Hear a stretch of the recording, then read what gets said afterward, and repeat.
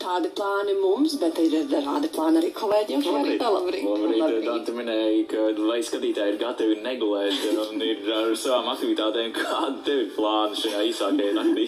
Negulēt, vienkārši negulēt, sēdēt divānā, skatīties sienā. Patiesībā viens no plāniem ir braukt pretī šim rītam ar supu, tik tiešām burtiski negulēt no nakts līdz rītam. Tas jau ir plāns.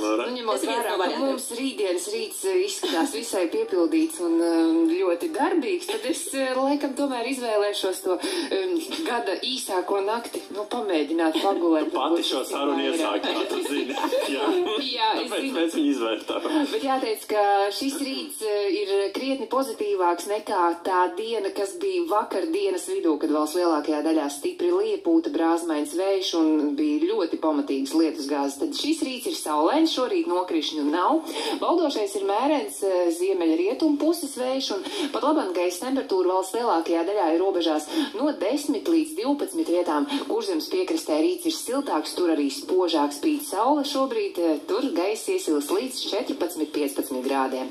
Dienas laikā daudz vietas starp mākoņiem uzspīdēs saule, nokrišņi šodien nav gaidāmi, bet pūtīs visai brāzmains vējš un dažviet stiprākās vēja brāzmas sasniegs 10–15 metrus sekundē.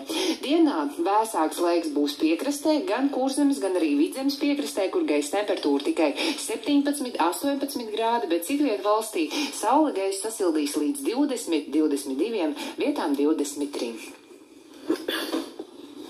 Vakar es burtiski sapratu, ko nozīmē šis salikums saule mīsies ar mākoņiem, jo es biju saule, bija mākoņi, bija lietas, es minūtes ar ritenis. Tas viss kopā kaut kā salikās, jā. Raimond, kas par sportu tev vēl šeit?